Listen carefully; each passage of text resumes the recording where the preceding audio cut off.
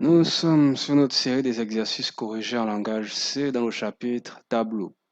L'exercice qu'il nous demande quoi? Il veut qu'on écrit un programme qui permet de remplir un tableau grand N de phrases. Chaque phrase pourra contenir 200 caractères. Le programme affiche les phrases ne commençant pas par une majuscule. Alors quand on va compiler le programme, l'utilisateur va insérer des données dans le programme et ensuite le programme va ressortir des résultats. Passons à CodeBlocks. On est sur notre code blocks là, on va inclure notre première bibliothèque qui contient les instructions de base. Elle se nomme stdio.h. Ça, c'est la structure de tous les programmes en langage C. Maintenant, on va inclure une bibliothèque pour trier, c'était encore quoi? Commençons par une majuscule. Ouais, pour trouver les mots en majuscule, les phrases contenant les majuscules. C'est la bibliothèque ctype.h pour la fonction iSuper qu'on va utiliser. Et sera pour vérifier si un caractère est majuscule. Maintenant, on va déclarer notre variable int1 grand N. C'est pour le nombre de phrases que l'utilisateur va vouloir mettre. Là, on a des chaînes de caractères. Leurs traitements seront différents des autres. Vous allez comprendre pourquoi. Parce que les chaînes de caractères ne sont pas traitées comme des chiffres quand ils sont écrits. Maintenant, on va permettre à l'utilisateur, on va lui demander à l'utilisateur le nombre de phrases qu'il veut saisir et on va récupérer ça. Voilà, on l'affiche là avec printf, le nombre de phrases grand N entre le nombre de phrases. Et scanf va récupérer ce qu'il va écrire. Ensuite, quand il va mettre le chiffre, on va appuyer sur Entrée. Getchar est là pour consommer le caractère de la nouvelle ligne après le scanf.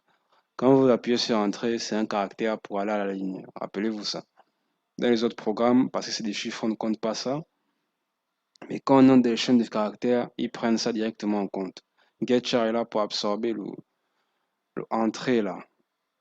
Maintenant, on va déclarer le tableau des phrases. De cette façon. Donc, le tableau se nomme phrase avec S, de type char, donc caractère, de la taille grand N. Le tableau est de taille grand N, ça veut dire que c'est que l'utilisateur a mis là le nombre de phrases. Et les crochets là, c'est pour dire le nombre de caractères maximal de chaque chaîne de caractères qui sont dans le tableau. 201 caractères pour inclure le caractère nul. Parce que je vous avais dit que l'ordinateur commence à compter à 0 et dans une chaîne de caractères, il y a toujours un dernier mot qui laisse un espace. Là. Je vous ai bien perdu. Maintenant, on va permettre à l'utilisateur de saisir les phrases. Alors, il y a un nouveau truc ici. On va d'abord afficher entrée, pourcentage des grand N, donc le nombre de phrases que l'utilisateur a mis là. S'il a mis 5 phrases, ce sera écrit entrée 5 phrases. La boucle for initialisée à 0 qui s'arrête de compter quand c'est inférieur à grand N. C'est la boucle qui compte de toutes les phrases. Hein. Donc on affiche phrase 1 fget, cette fonction qui est là, avec. Donc elle prendra d'abord la première phrase, maintenant la taille. La taille sera liée à ça. stdin, je ne sais pas à quoi ça sert. En tout cas, c'est utilisé pour lire la phrase et pour récupérer les phrases que l'utilisateur va mettre. Maintenant, on va afficher les phrases ne commençant pas par une majuscule. D'abord, on va afficher les phrases ne commençant pas par une majuscule sans. On va déclarer une boucle for initialisée à 0, s'arrête avant, donc la fin de la taille. Et là, nous avons maintenant notre condition. Donc, elle vérifie quoi? Dans le premier cas, 0, 0 ici. Si la phrase I, donc la première phrase, est là pour indiquer le premier caractère de la première phrase est différent du néant, donc de rien, et différent de is upper phrase là, convertie en majuscule. Ok.